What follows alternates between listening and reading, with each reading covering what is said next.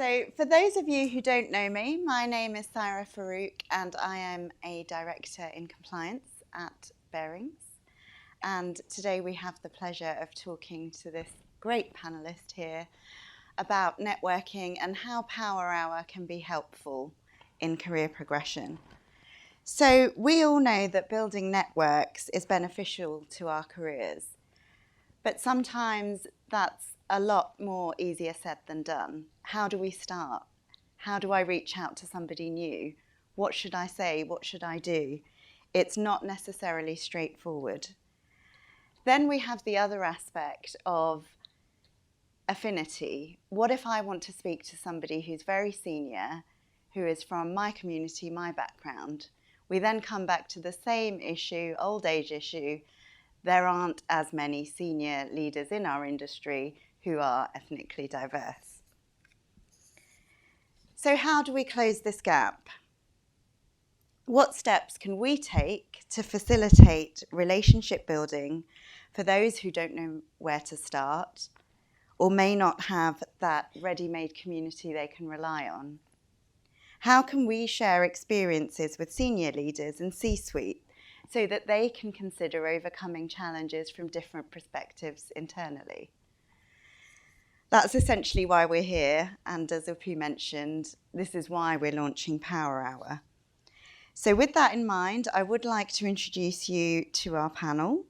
But before I ask any questions, all of our views and opinions here tonight are personal and they're not affiliated with any of the organisations we work with. And I promise you that is the only piece of compliance you're going to get from me this evening. So let's start. So if you could, I'm going to ask you all this question. If you could please introduce yourself ahead of answering, that would be great. So thinking back to when you were sort of 10, 15 years into your career, who would you have loved to have had a Power Hour with and why? I will start with Özge. Sure. Thank you, Saira. Hi, everyone. Thank you for making the time to come here and listening to us. And I hope you will sign up. I will sign up myself as well. It's the first time I saw the QR code. So I'm Özge Usta. I'm at HSBC Asset Management. I'm the head of sustainability delivery. I'm originally from Turkey. I transferred through the same company I was working with to London 17 years ago now. You can probably hear it from the accent. I still haven't picked up the British accent, but I'm getting there. So 10 years into my career, I would say that there was a book that I read. It's called How Women Rise. And it's about the 12 habits that women usually show in the workplace that might hinder their careers. And it's written by these two coaches. One of them is Marshall Goldsmith, I believe, and I think it's Sally H. And I would love to have a Power Hour with one of them as a coach, just to dive into some of the thoughts that they bring in that book. And if I could have known those points and dive deeper into it 10 years into my career, I think I would have progressed quicker for sure. Thank you. Fantastic. Yeah, a warm welcome to everybody. Thanks for joining. Such a brilliant event. So my name is Perry Joseph. I'm a portfolio manager at Cazenove Capital, and some of you, the eagle-eyed amongst you, would have seen there's two brands within this building. So Cazenove Capital is the private client arm of the Schroders Group.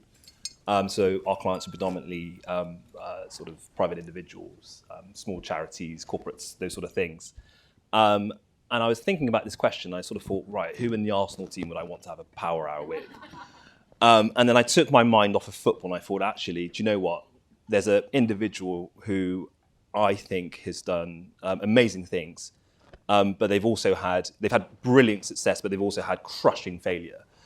And then they've recovered and they've come back into a situation where they actually now are experiencing success and they sort of ended their career on quite a high. And that individual is Tiger Woods. Now, I do not care about golf at all. If anyone wants to play golf with me, please go and find somebody else. I'm not that person. I'm not passionate about it. But Tiger was the youngest person to be crowned number one. He was the first person of ethnic or identifying as colour to be named as number one golfer. He rose through success in the initial parts of his career. And I've had to Google some of these dates so the golf fans can actually believe what I'm talking about. But in 2009, he suffered a number of issues in his personal life and in his game. So in 2009, he got arrested, a load of other things happened. He took a break from golf. He had a lost decade where he didn't play any golf and he was in the papers for all the wrong things. Now, pleasingly, my list of problems is nowhere near as long as Tiger Woods is at that moment in time. But in 2019, he got back into the game. He sorted himself out, and then he won a Masters in that year. And I think that achievement is fantastic. And I think to understand success, you need to understand failure as well and the roots of getting out of failure. So that's my pick, Tiger Woods. Wow, what a phenomenal answer. My name is Kelly Tran. I am responsible for the UK institutional business at MFS, Investment Management. So I am originally Vietnamese. I also do have an accent, and I have no intention to lose it. And I would say, now that you've given me the free rein on this question, I decided to be extremely ambitious in my wishes. And I would say that I would love to have a power hour with Michelle Obama. And of course, you all know her as a former First Lady of the United States. But she's also an author, a mother, a working mother, a wife, who advocates for women and girls, and who is just an extremely inspiring person. And what I love about Michelle, and I would love to have that power hour, because she really encourages all of us to embrace authenticity. So it's that passion, that voice, that leaning into your stories. I love all of that. And I imagine that power hour with her would be absolutely amazing, because you would also hear about the jokes about, what she casually refers to as Barack. So that would be an absolutely fun hour to have. But yes, very ambitious in my wishes, I think. Thank you, Kelly. Hi, Brian. Thank you so much. I'm really sorry I'm late, but I managed to make it. Thank you for making the time. So we've just started, and we are talking about 10 to 15 years into your career. Who would you love to have a power hour with, and why? Has everyone answered the question? Yeah, just great timing. Yeah. That's a really good question. It's a really good question. I think for me it would have to be Tony Blair. Yeah, it would have to be Tony Blair. There is a bit of so I thought ill of him after the invasion of Iraq, because he did that when I was young, and I believed in freedom, and I believed in all of this that's virtuous, and I was really angry at that. But then I had the opportunity to listen to him speak, and he was laying out how he had to make the decision, and at that point I kind of thought, you make sense. But the thing about him is he is a strategist, he's a grafter, and he's a visionary. So I would want to be that. It's very interesting. As you can see, we have a range here. If I were to be asked this question, for me, it would be Stephen Hawking. I'm a huge, to have that intelligence and keep going through all of the adversity that he's had, to find that strength within, that would be my person I would love to have a power hour with. So coming back to reality, so we're talking about having a power hour and networking and the importance of networking. And unless you plan your networking and structure it beforehand, it's not effective. You just end up having a lot of coffee. So again, this is one that I would like to hear all of your thoughts on. What is the best and most memorable networking meeting that you've had throughout your career? What's the one that sticks out? So Perry, you're nodding, so I'm going to come to you first. Picked on for nodding. Yeah, I think in terms of addressing the question, I think when you eventually get to a certain stage, you need to sort of channel your networking. But I think when you're starting it, to take a broad approach is actually quite a good one.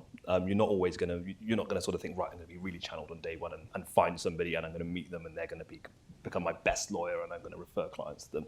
It doesn't necessarily work like that. But in terms of my best networking meeting, I think I'd have to take myself back to actually a Christmas party, a previous employer. So I think internal networking is allowed in this question. So I'm going to add that one in. But I sat next to an individual who was essentially had achieved all of the goals which I wanted to achieve at that time. He was sort of 15 years ahead of me, working in an area where I wanted to work in, which is sort of private client wealth. And we spoke about a lot of things on that evening. Some of it were a bit hazier than others, but on the Monday I followed up with him and I said, look, it'd be wonderful just to have a coffee with you, to get to know you a little bit more. And throughout my time at that employer, he would educate me a little bit. So he would say, right, okay, well, we're in the market of 2016, there's a Brexit vote. There's loads going on in markets. You need to read this article. This is how I'm going to explain this concept to a client. And then he gave me a good piece of advice about the sort of the market that we were in terms of the job market. And he was saying that there's so many graduates at this moment in time. Companies are consolidating. People aren't hiring as much. He said, you probably like your team. You seem really settled in this firm. But if you want to get on the run quickly and do your exams and become a qualified portfolio manager in sort of 5 years, you might have to look elsewhere. And I think that was a real candid piece of advice. And quite frankly, I wouldn't be sat here in front of you guys today if I didn't take that piece of advice. Thank you, Perry. Brian? I'll go next. I'll be greedy and mention two. So my career in banking was made by three guys. So I sent an email to a black guy. He contacted a white guy, who then contacted a Chinese guy. And all three of them came together and they said, well, he's okay. So that's probably the first networking session that I did. I think I always pay homage to, his name is Nick Moore. And the funny thing, if I have to tell a story about Nick Moore, is he networked with me when I was starting my career and he was trying to give me direction. At that time, his daughter was 8. And then when his daughter turned 20, just shows you how old I am, then I fought tooth and nail to get an internship at Barings. And I pushed through and it managed to happen. So I think that's just the benefit. It shows you how networking can pay back. But I think the most profound networking session that I've had was most recently, I met one of the global heads of one of the larger banks on the Wall Street Bank. And he said to me, so he asked me, okay, Brian, what do you want to achieve in life? I just said, dude, I want to be rich. I really want to be rich. Why are we even having this conversation? And he just said to me, up until you are doing something as if money were no object, you haven't found yourself. And this conversation I had with him about 2 months ago, and it's still grinding, but it's given me a newfound purpose to say, if I just continue to do things the way that I would do them anyway, being committed and wanting excellence, I will get to where I want to be. Like it's a journey that I should enjoy rather than just saying, I want this, this Porsche, I want to live in this neighborhood. So I think that's been the best sort of advice I've been given. But I'm still very green. I still want to be rich, but I'm still trying to. Excellent. Okay, I think one of the most memorable meetings or networking meetings that I've ever had was I was fortunate enough to be part of the 30% Club. It was an initiative that is really championing the gender diversity on boards in the UK. And I got the chance to meet with this founder of an investment firm. And, the strange thing is, he didn't give me any advice, okay? He really didn't. But what I really appreciated was he was open. He really opened up. He was quite vulnerable. He shared his career journey and he talked about the challenges. In fact, I've never heard a man who talked so much about his emotions. They do have it. Men do have emotions. But the thing is, when they tell you about it, it's quite incredible. It's amazing.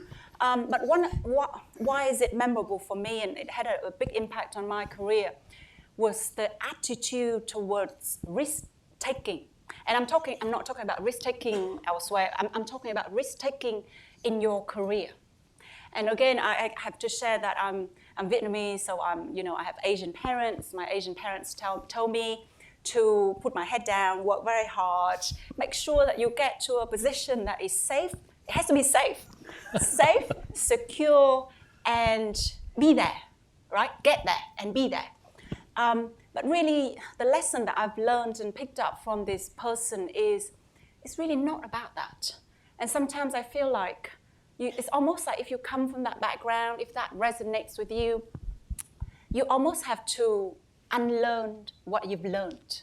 And for me, that is so helpful. I no longer think about safe space. And in fact, I don't want to be safe. I want to be in the positions of growth. And that position of growth is uncomfortable, is risky, it feels strange, it's hard. But you want to be there and you want to be in those positions. And that honestly had a massive impact on my career. Excellent. Mine is slightly similar to yours, Kelly. And I come from a Turkish background. Again, put your head down, work hard, and you'll get somewhere. And safety, trust, loyalty, all of that is really important values in our culture. And I was randomly connected with somebody. So I was doing my planned networking, but this individual had said to me, "Oh, you should meet this person." And I didn't really have them in my radar, and I met this person. And one thing she told me was, don't put your job in front of your career. And I always remember that line in everything that I do. Especially if you're just focusing on what you're delivering and what your task is and not really seeing the bigger picture and the vision and, thinking about your career steps, putting time aside for networking, all of that becomes your job just consumes your career. And that really opened up my eyes. With that, I started networking a lot more in a structured way. And however busy I was, I put time into that. And you can network in so many different ways. It could be internal, it could be external. That has given me that hook that you can learn so much from anyone. And it doesn't have to be someone that you had in your radar, but any conversation that you have today after in the drinks is definitely you're going to uncover some things interesting. That's what I would say.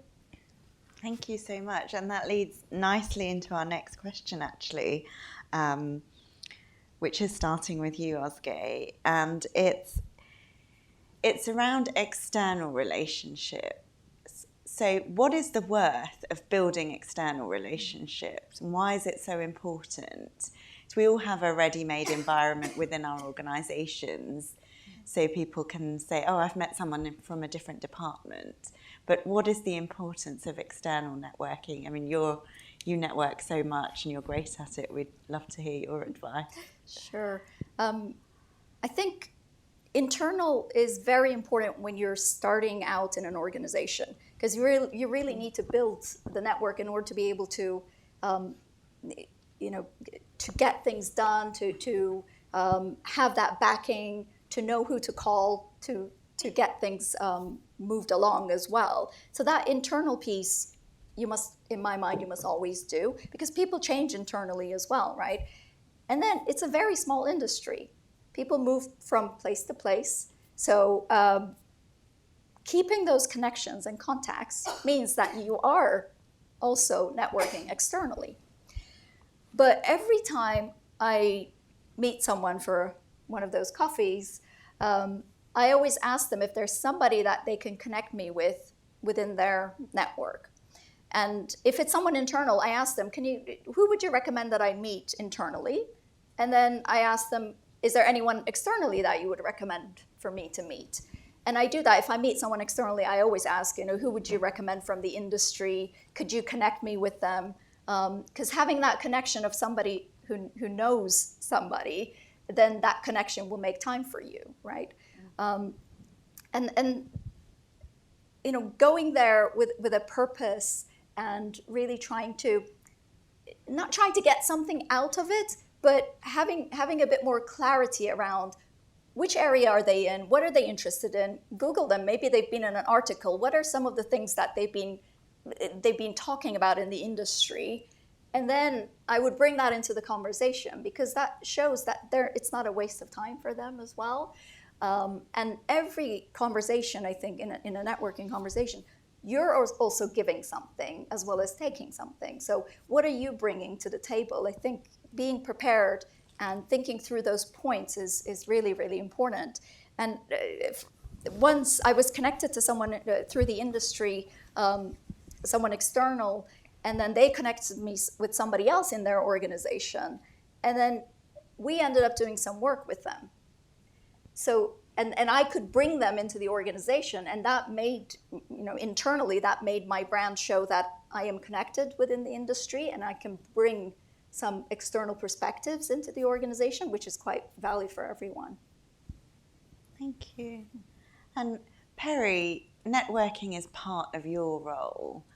So are you able to talk to us a bit about how you use your external networks within your role, but also to help personally? Yeah, I think the key is that you never know what you might want in future, and typically that thing you want is knowledge.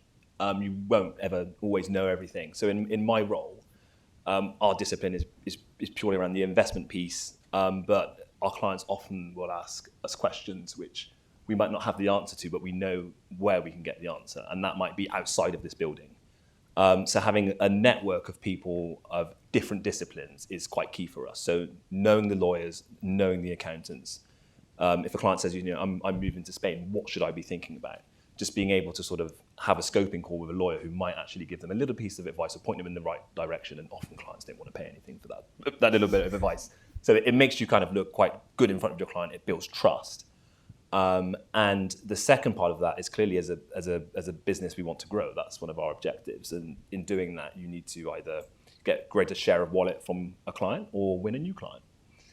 And for us, the intermediary network, so the lawyers, the accountants, the investment advisors are a key sort of area of business for us. So I'm quite lucky that at Cazenove, networking is something which is taken quite seriously, especially when you sort of come through the door at the assistant level.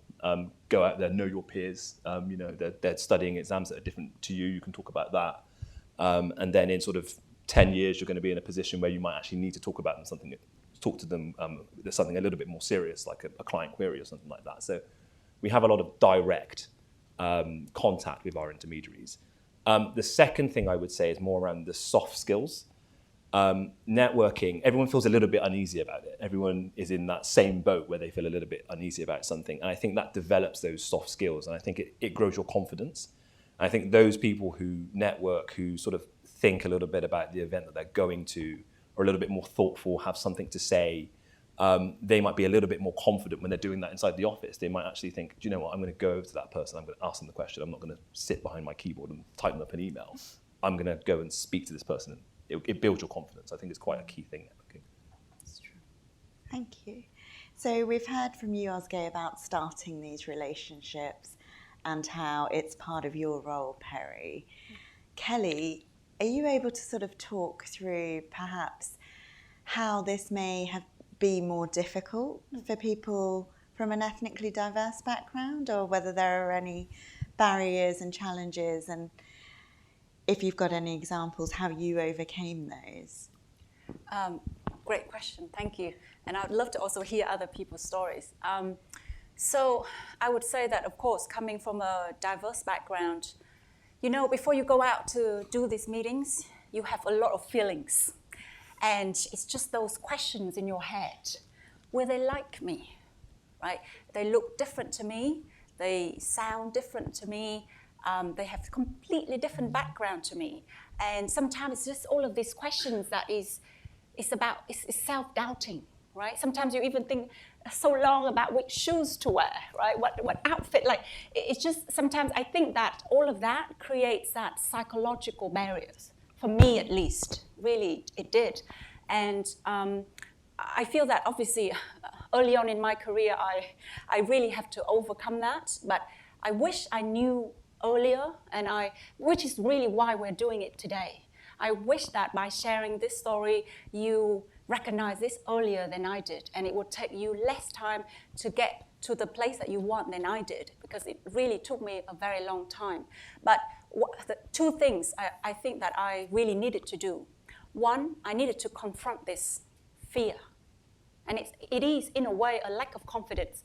I have to talk to myself, confront this problem, identify that, okay, I have a problem with that. And then the next thing is, who can help me with that? And again, I've identified people that I trust. And I would say that they could be anyone. It could be your partners, it could be your coach, your mentors. But really sit down and talk about that. Talk about it, be open, be vulnerable, but get over it. And therefore, once you've identified this problem, and at least for me, that removes that barrier, and I finally then felt free.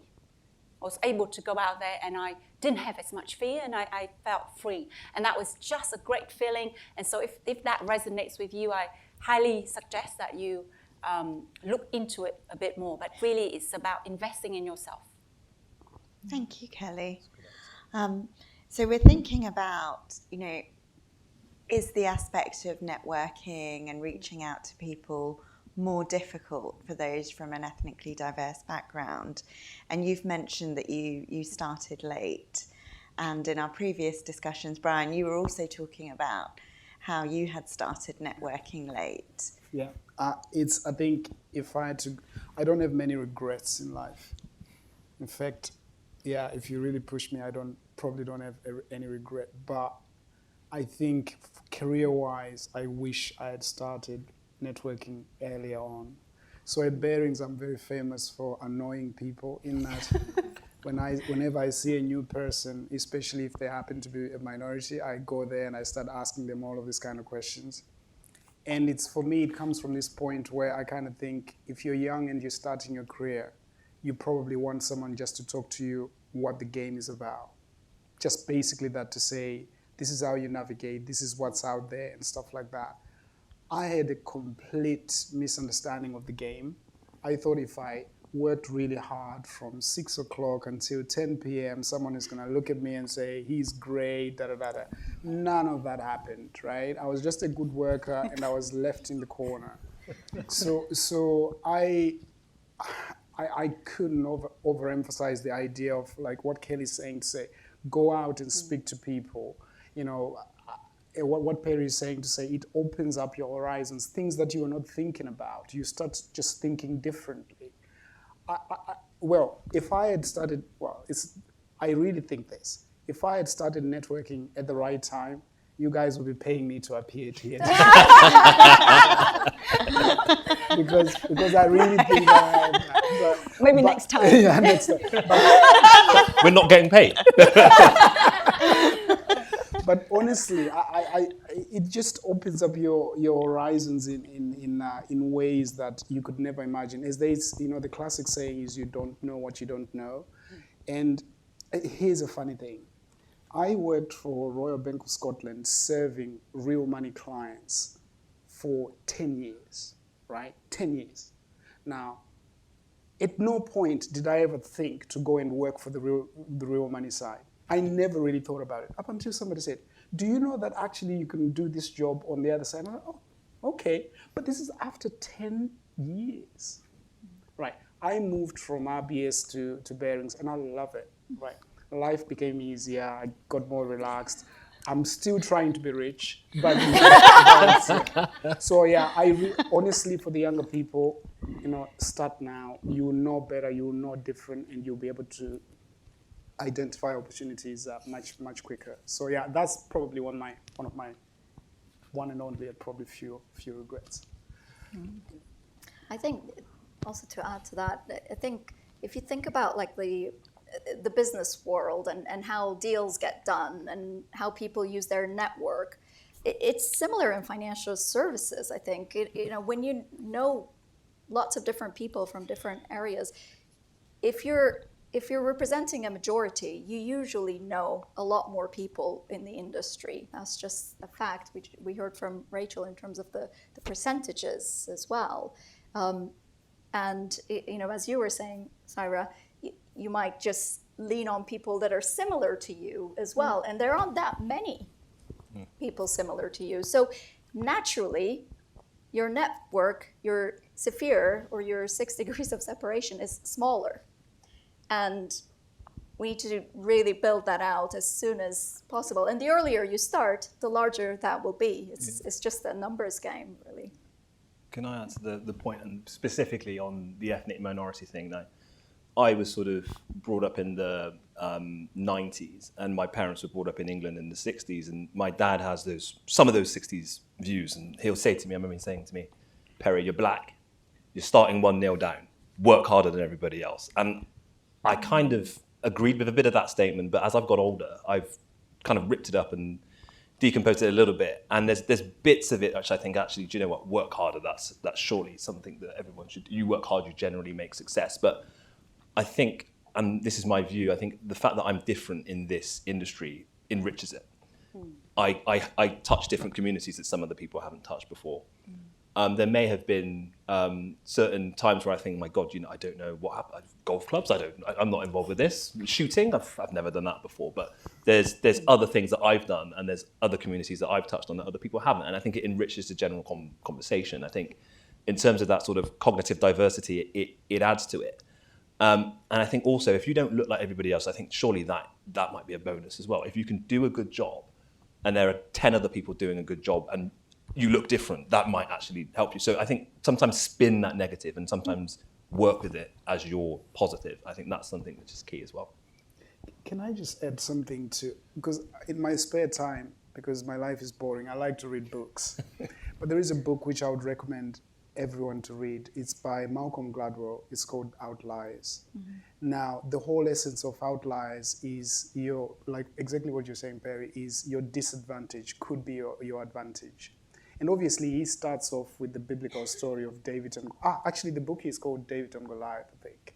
But he starts off with the biblical story and saying why Goliath, as big as he was, he had big disadvantages. He couldn't move as fast. He couldn't do different things, right? And because he was a giant, he had, vision issues. And Goliath, David, because he was smaller, he was able to navigate, and that's how he managed to defeat the giant. But more importantly, through the book, he takes specific examples of people and how they are trying to navigate difficulties and they're being successful. And one of the examples that stayed with me was the ex-chairman of Goldman Sachs, Gary Cohn. He's a dyslexic, and he struggled to finish college, but he ended up being at the top of Goldman Sachs. Now, with that, I'll leave you to go and read the book because that makes it even more interesting. But it speaks exactly to what you're saying. That, sometimes if you just go in and you say, okay, what can I do different based on what I have? That can make a difference in itself. Thank you. So we've talked about, you mentioned the game, Brian, and the various ways in which you network through your role, and you've met a number of people, and Kelly, you go out and do 30% Club and so on.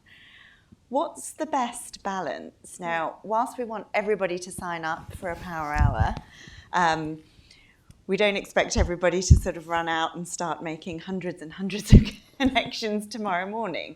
But what is the best thing that we should be doing? What's the great balance? So, should I have 2 or 3 relationships? Should I be meeting everybody who offers me time? How much exposure is good exposure? Is all exposure good exposure? I'll start with you, Oscar. Sure, I'll share my perspective. I think time is limited for everyone, right? At whatever stage you are in your career, you definitely will have more time at the early stages. So you can probably provide a bit more, lean a bit more into networking or these types of initiatives. But I think for me, what's important is like having a purpose for that discussion. So if there are 3 potential matches, and if you're thinking about what is the purpose, what do I want to get out of this conversation, and what do I bring to this conversation as well? If you can't find that purpose, then it makes sense to do 3. It all depends on how much you're doing outside of this as well, because I'm sure a lot of the companies, as Rachel was referring to, are providing mentoring opportunities. There are industry initiatives around mentoring as well. So it really depends how much time that you have that you can commit to this. What I always do is on a Friday afternoon, I block out some time and I reflect on what I've done during that week in terms of, for myself, for my growth, for my career. What have I done during that week? And what am I planning on doing in the following week? And the following week, my aim might be, okay, I need to find a way to set up this meeting with this person, this networking meeting with that person. I think something like Power Hour is giving you such an ease in order to be able to do that. So, you know, there's so many different ways of doing it, but you have to start somewhere and see how that works for you. You can try 3, 5, 10, and then try and cut back as well. So you just have to see how things go for you. Kelly, what about you? I know you're a very busy lady. So what's your view on what's the best balance for networking relationships? So I'm not just a worker at work. Of course, I am a mother. I have 2 boys who really who are demanding of my time. So every time you go out to work and you kind of, you carry with you those kind of feeling guilty. And so I think when I go out and network, I try to take a strategic approach to it. So really it is about identifying, I think it's about being targeted in your approach. And again, that's because you have other responsibilities and you have limited time and also energy. And so I would advocate for, before you go out and network, first of all, you should try to figure out what you want first. Once you know what you want, where you want to be, then I think it's easier to then identify the key stakeholders. Who are they? The internal stakeholders, the external stakeholders, who will help you in getting you closer to what you want. And then just really, again, from a being time short, it's easier to then having that targeted approach and actually just focus on a smaller number of quality relationships. Thank you. So I'm going to now sort of split you into teams for this question. So wanting to know, so what is your key piece of advice for both parties in a networking relationship? So if Kelly and Perry, you could take the mentee perspective, and Oscar and Brian, if you could take the senior leader mentor perspective. It's up to you which order you decide. I think Oscar speaks more sense, so I'll let him. You create the fun in the environment, so that helps. Double act. Yeah. I mean, for mentors, I'm going to go back to time because, you're especially for ethnically diverse group of mentors, your time is limited because a lot of people want to have a piece of your time. So it's really around knowing when to put that stop to that. In terms of the relationship with a mentee, I think quality time is important. I mean, that's the reason why I say probably have less number of conversations, mentee relationships, but have that quality time.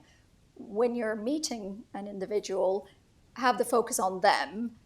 Don't multitask. There might be emails coming through, etc., and that does happen to all of us. But really listen and try and understand where they're coming from, what their ambitions are, what their goals are. And if they haven't thought about that, maybe bring that into the conversation around. So, what is it that inspires you, and what would you like to get out of the relationship and the discussion? I think the best type of relationships I've had is when the mentee was quite well organized in terms of sending an agenda through before our conversation. And that would help me, because that then resets my mind in terms of getting into that perspective. And then when we have that conversation, we can just dive into it. So you could ask your mentees to provide that, to send an agenda. You could make them the accountable party in that conversation. But I think getting to know them, listening really well to what their needs are is quite important. I think it's slightly different when it's a sponsorship type of relationship, because in sponsorship you would know the individual, you would know their work, etc. In a mentoring relationship, it could start quite cold. So you do have to spend some time to get to know them. That's my sensible answer. And now for the fun facts. That's a tough fact to follow. But today we had an event at Bearings where we had different guys who were doing charitable things, various things. So there are guys who are providing school meals to kids. But the guy who really touched me is this guy who deals with homeless people. And his line was, if you're not emotionally invested enough to know what the problem is and to desire creating a solution to that problem, then you might as well not get started, right? And that kind of thought, it sort of hit me to say, this whole idea around mentorship, if you just go into it and saying, I'm just talking to a young kid and that's it, I think nothing is going to come out of it. But if you think that we're trying to address an issue of representation, and what I want is this person that I'm interacting with to get to the top of the food chain. Because everyone that I mentor, I want them to be rich. That's just because, honestly. Can you mentor me? Yeah. It's the first power hour. There we go. Because I work on extremes. Those who know me, I work really on extremes. I just think that poverty is the worst thing you could ever have, because I was brought up really poor. So for that reason, I've got this trauma that I think money solves everything. And that's wrong, but I do it anyway. So, but what am I trying to say here? I'm trying to say, whenever then I spend time with a mentee, however many that I speak to, it's me trying to identify the best strengths, their desires, and where they may have blind spots. And it's also two-way. They will teach me one or two things. But I have one agenda. This representation problem that we have, it's a problem that we can fix amongst ourselves. I think, Oscar, you mentioned to say, let's develop the networks amongst ourselves, right? More often when we speak about representation, we talk about it as something that we would like other people to help us to do. But then we're sitting here and we're fairly senior. What are we actually doing to try and be part of the solution? That's how I look at the problem.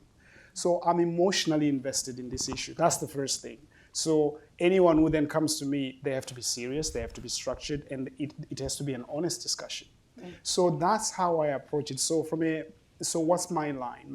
My bottom line is to say, for anyone who's a mentor, I think also you should avoid wasting youngsters' times. If you don't have the time, just don't do it.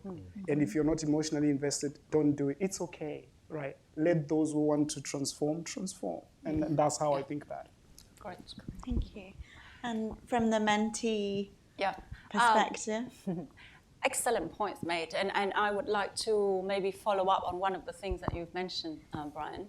And it is for the mentee, when you go into these meetings, one of the natural feeling that you may have is it's very easy to be intimidated, right? If you look at someone's seniority and then you'll be like, oh my God, CEO, CIO, head of, whatever.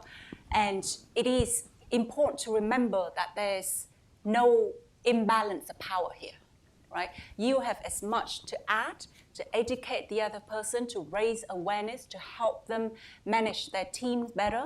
You have everything to add. So try to not to have that intimidated feeling, because I do know that sometimes it can bring out, weird behavior in people. I mean, I was there, right? When you see someone so senior and you just, sometimes you can't even talk. You're like, you lost everything you're thinking. So it's important to remember that this is not it. This is, you don't have to feel that way. You just need to go into the meeting being open-minded and bring yourself, bring your story, share it, share your challenges, have an agenda, right? Try to at least have a feeling of what you want to get out of it. And because you have 1 hour, this is a power hour, you don't have a lot of time. So in a way, there's not a lot of time to build it. You almost have to kind of just go into it. And I think you will have a great time, and remember that it's a two-way discovery and learning with mutual respect. So I think you will have a great time. I'm lucky enough to have taken part in a mentorship program, and sort of in a bit of context, sort of in the wake of the tragic murder of George Floyd, Schroders thought, what we can do is something for the black individuals, the black talented individuals. So I don't know how my name got onto that shortlist, but we can set up this program where members of the GMC, so the Global Management Committee, would be paired up with an individual. And there were, I think, 4 sessions organised over the course of a couple of months. That was 4 years ago, and I still have a relationship with my mentor. I looked at my diary, I'm meant to see him next week. And I think if you manage to get into a position where you have that power hour, you like that person, and then it develops into a relationship that has more longevity, I think that's brilliant. But I also think do not expect things to come from that instantly. It takes time. It takes a lot of time. So for me, I mean, James has been so helpful to me. He's not in my division, so he works more on the institutional side of the business. So there's been a couple of times when someone might have said, "Oh, have you thought about doing this? Or have you, there's a new office opening somewhere. Have you thought about joining this?" And I'm 26 or so. I'm 25. I don't know about this new office, and I'll go to James. Don't do that. Stick to doing what you're doing. I remember when someone asked me to do this. So they can add quite good perspective. And there will be one time when you have a problem. You have a problem. It may be a difficult client, something on your team, and you might just feel that you don't have the confidence, or it's not appropriate to have that conversation with maybe a line manager, and that mentor may be that person that you speak with. I think having a senior mentor is quite good because they've been through it. They've probably been through it more times than you've been through it. And they've got a different perspective. If it's someone in a slightly different field of work to you, I think that adds so much more value than someone immediately in your sort of business line who's 10, 15 years ahead of you. Thank you. So I know we do have some more questions. However, I promised that we would leave time for questions from you. So if anybody does have questions, somebody will bring a mic to you.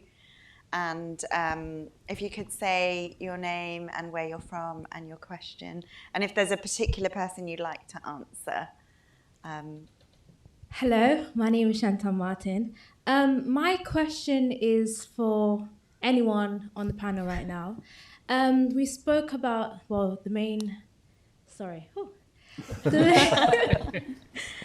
catching my breath. So the main topic we're talking about is diversity, and then Amber Kelly and I think Dr. Brian and Perry, if I'm saying everyone's names correctly, talked about disadvantages. So what I wanted to ask you is, as you progress to your elements of seniority, what ladder have you left behind for those that have been disadvantaged from a low economic background? They might be social mobility, that area, or they might be just diverse in that way where they're not able to achieve where you've been able to achieve. What ladder have you left behind so they can funnel up? Or what have you done for those that, obviously time is of an element, if you don't have the time, then what resources have you left behind so those that are behind you, if it's 10, 20, how many years, that can get to your level of seniority? I hope that made sense. Please allow me to answer this question, but I wish to correct that I do not insist on being called Dr. Brian. So I've just seen that I'm the only one with the title there. I only use the title if police stop me, and then I'm Dr. Brian. You're giving away your secrets now, right? Yeah, we learned a lot about honestly- Brian today. Honestly, So we're talking about paying it forward, essentially. paying So- it forward. The only thing that I do is sometimes it's easy to be cute and you start talking about I've left a ladder or all of this kind of stuff.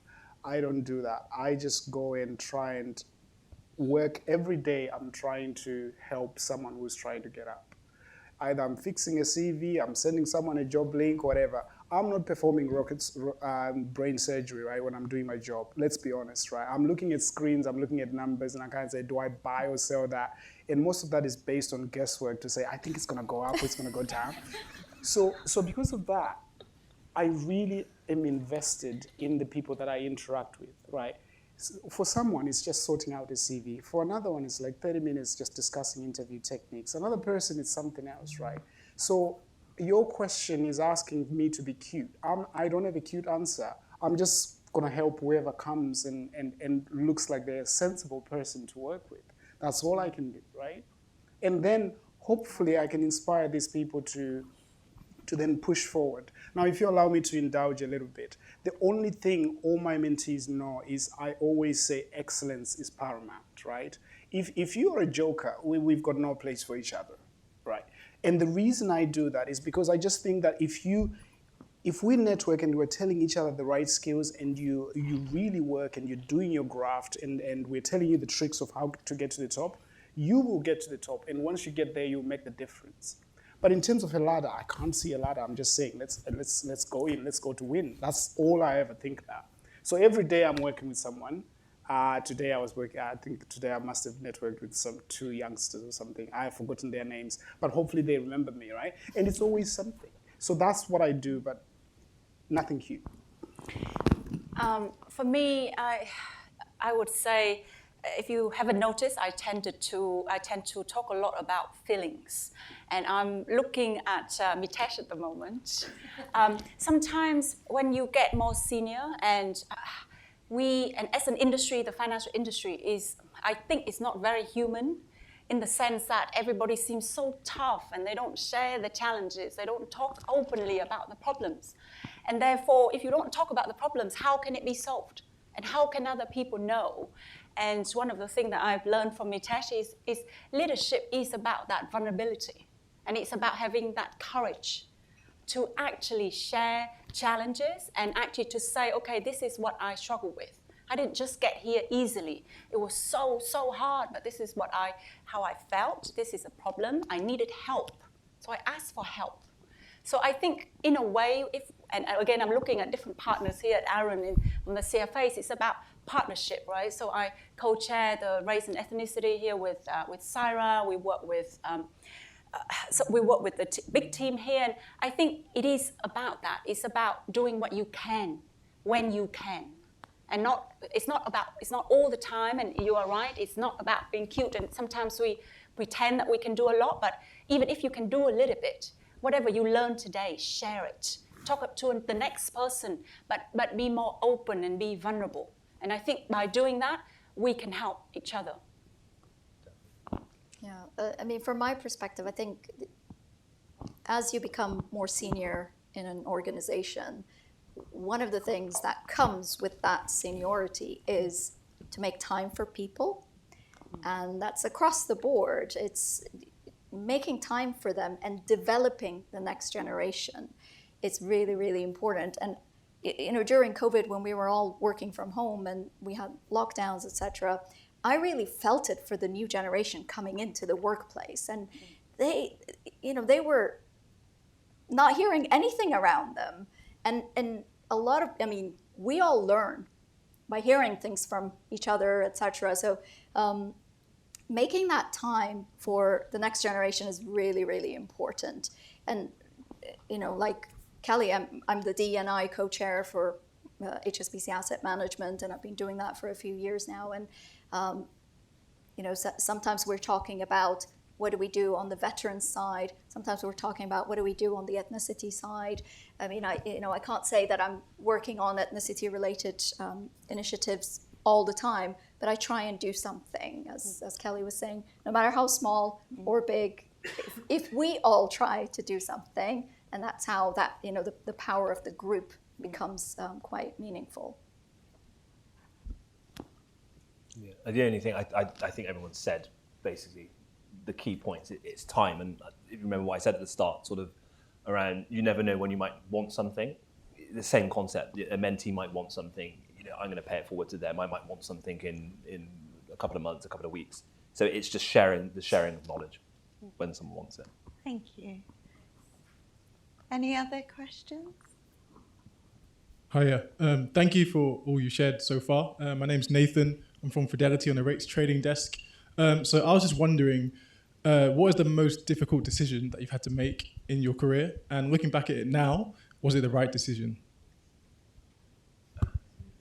I've got a straight answer. I haven't yet made a very difficult decision. So I'll leave it to the rest of the guys. I guess, from my side, a few years back, I was at a juncture in my career and I could take two different areas. One was around sustainability and the other one was around digital distribution, and because I was in the wholesale distribution space. And there, it was very difficult for me to make that choice because I loved both areas. In the end, I did speak to my mentor at the time, and I just tried to find as much information about the industry and where things were going in terms of sustainability versus digital side. And then I've decided to make the path, to take the path into sustainability. And I think the conversations that I've had during that time have really helped me in terms of reflecting how my feelings were about the two roles as well. My purpose as an individual and how that fitted together with the role. So it's helped me speak to someone in the industry about that juncture. So that was a difficult moment, but the way I approached it helped me in terms of making the decision. Like Brian, I haven't had to take too many difficult decisions. I remember being interviews and someone said, look, there's a pathway to success. You're coming in as an assistant, then you become an assistant. I was like, okay, so I haven't really got to jump around or anything like that. But I suppose the difficult decisions are probably putting my hands up to things that I feel uncomfortable doing. And James, my GMC sponsor, he says, put yourself in harm's way. If you want to get better at something, you're not just going to get better at it. Sort of sat there, just ignoring the opportunity. Put yourself in harm's way, prepare for it, and you'll probably surprise yourself. So it's the little things like that. Someone might say, like, this event, do you want to speak at this event? Someone else could have done it. Someone else might have done a better job. I don't know. But it's those things, like just sort of pushing on your barriers. I think those sort of things are the difficult things I do. For me, it is the decision to change jobs for me is always really, really big. I find it very difficult. Naturally, I was, again, coming from an Asian background. I'm naturally very loyal. I developed a bond with my colleagues, and I can be very emotionally invested in a job. So it's, for me, when I think about the next job or the new job, I just find it really, really hard. Thinking about a new job, and even if it's a big opportunity, I would already mourn the loss of the relationships. I'm like, oh no, but I won't get to see my colleagues here, my friends here. But then at the same time, when you see a good opportunity, you have to take it. And you may just think, oh well, I can still see my former colleagues, and I still have so many friends in my previous shops, and I haven't changed a lot. But it's just one of those things that you have to think really hard about. But maybe it's easier for others. Thank you. I think we've probably got time for one more. You had your hand up before, but okay. And then over here, and then, on there. I can speak without the mic. Okay. So, thank you for the conversation. I thoroughly enjoyed it. My name is Divya Sharma, and I lead the E&I at Invesco for the EMEA region. One question I had was, as senior leaders from an ethnic minority background, what role can you play to bring senior leaders who don't come from an ethnic minority background on board this journey to make sure, people from ethnic minority backgrounds have the opportunities that they should have to make progress? Can I start on this one? Yes, please. What a great question. Brilliant question, and this is one of the very reasons we're here. So the Power Hour initiative is not all about I'm not a CEO or anything, but I would like to get there one day. It's not about me learning and absorbing everything I can from a CEO, CIO, and so on. It's also me sharing the potential barriers, issues, feelings, things that I see in my career that may or may not be an actual issue, but I feel that they are, with someone who is of that very senior level.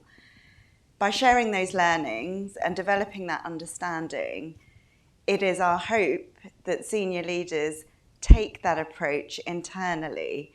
And we've developed, as Upi was mentioning, we've developed a toolkit, we have videos and things, taking that internally to help develop that understanding and then building and developing on the learning and development programs. It's all about seeing different perspectives, and you can't see that necessarily in your day-to-day day job as somebody who is, running an organization. So we hope that this will really, really help and eventually start to move the dial. But I'll let the actual panel. For me, I think I hear you, and I just think it's such a brilliant question. And I think for us, we're so lucky. I know we worked so hard to be here. Right? It's literally really blood, sweat, and tears. It didn't come easy. But if we manage to get to the senior position, I think we bear the responsibility of engaging with the senior leaders who didn't come from the minority background. But I think, in a way, we should create a safe space for them. Because sometimes not everyone has the same lived experience. Sometimes there are things that maybe they don't understand, or sometimes they may want to ask, but just they can't easily ask from their position. So we need to bring that empathetic self and actually give them that safe space, and actually just maybe answer the questions when they have it in a way that they can actually become more empathetic of us. So it's actually bringing the two sides together in a way that will help move the dial, but without alienating anyone. And I think we can change one person at a time, one conversation at a time, but we should all do it. I think from my experience, I'm kind of lucky that the team that I'm in, particularly the sub-team, is quite diverse. I think we had the 50-50 male-female split when I joined. That's a little bit unheard of in wealth management. And we've tried to build a team with different people in it for that diversity of thought. But I think, to your point, it's being that sounding board. It's being able to have that conversation where someone might put their foot in it because they've never had that conversation before, but allowing them that space to do that and saying, actually, do you know what? Maybe rephrase it in a different way, but allowing the senior person to have that conversation with you. But also, if you don't agree, just being able to sort of challenge that perspective in a polite way, but be able to challenge it and have that sort of debate with them. And then through the conversation, I think the reason why sometimes things don't change is people are too scared to have the conversation. Just have the conversation, and hopefully we can allow more conversations like this to happen. I would say the way, and probably this reflects the entrapments of my conscience, I always seem to believe that if I do well, then my people or anyone who is diverse would be seen in a better light. And for that reason, then people will open doors. And I want to use a very crude example. If you go amongst Africans, people will say, oh, Zimbabweans, they're lazy, right? If you go South Africans, South Africans would say, we would say of the South Africans, those guys just like to party, right? And the reason why people hold those stereotypes is because they've been around those groups of people and that's what they've seen. Now, using the same thing is, I believe human beings like to put things in groups, in boxes, and we all do it. We all carry stereotypes. When behind closed doors, we all know the things that we say that we shouldn't say. Now, with that in mind, I always believe that I can change how my boss sees me if I perform really well. So what does it mean? I prepare like a beast. If I'm coming into work, I'm reading. I want to be the first person that knows what's happening, and it has to show in the performance of my portfolios. Now, why do I do that? The next time a young Black or a young Asian portfolio manager is coming through, they'll say, well, we've had one of them, and he did very well, right? That's and I'm actually obsessed with doing very well. I'm obsessed, and the reason Not getting rich? well, there is that too. There is that too. But honestly, I think if you're a trailblazer and you mess it up, then you mess it up for everyone. So everyone that I mentor at Bearings know that I'm just crazy about, okay, what are you doing differently? Are you standing out in terms of excellence? And because I think if you keep the door open for everyone, then things will move forward.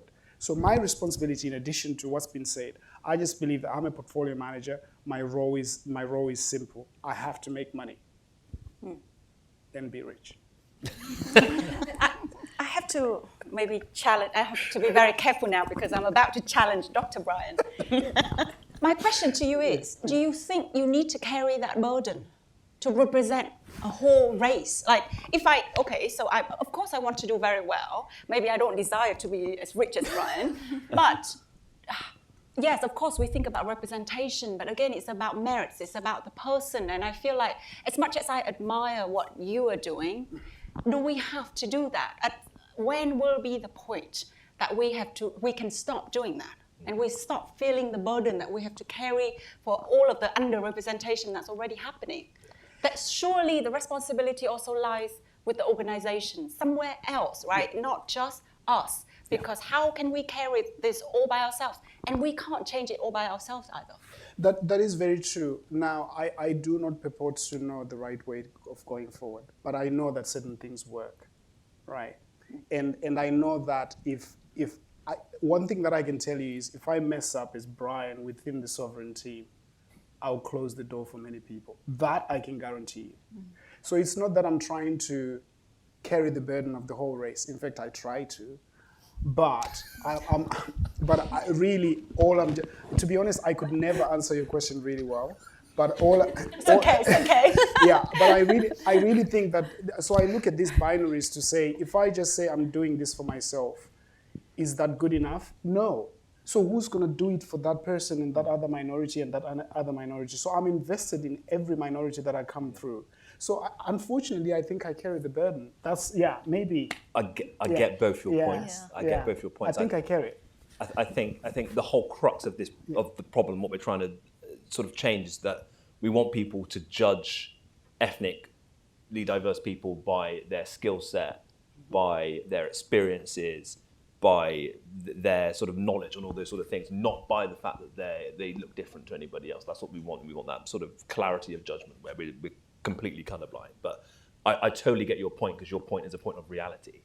And I suppose you can sort of deconstruct it a little bit. Like sometimes when I might be going into a meeting, I sometimes think I'm representing my family. You know, they were the one who educated me. You know, that you kind of sort of think, God, would Dad be proud of that? You know, was that, and that's it's those sort of things.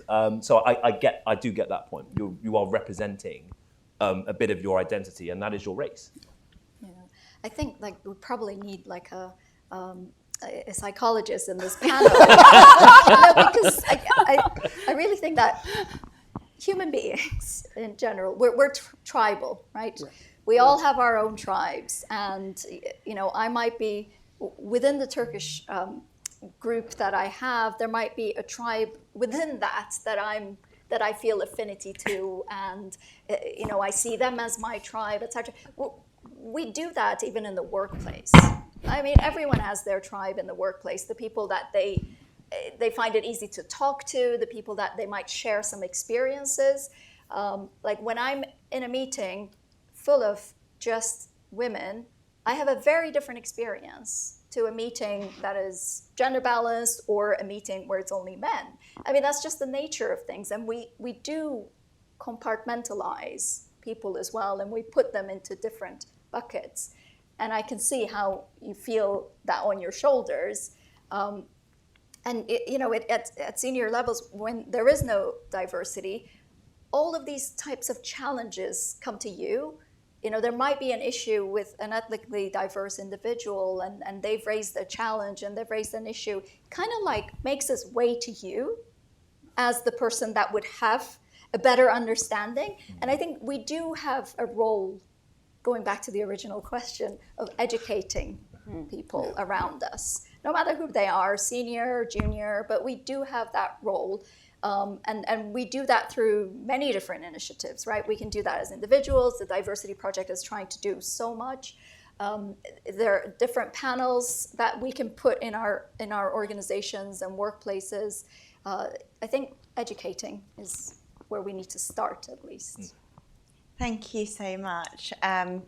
We have unfortunately run out of time for this part, but our panelists will be here for the networking piece later on. I would like to thank you all so much for such an amazing discussion. I have learnt things from you as well. I'd also like to say thank you to Schroders.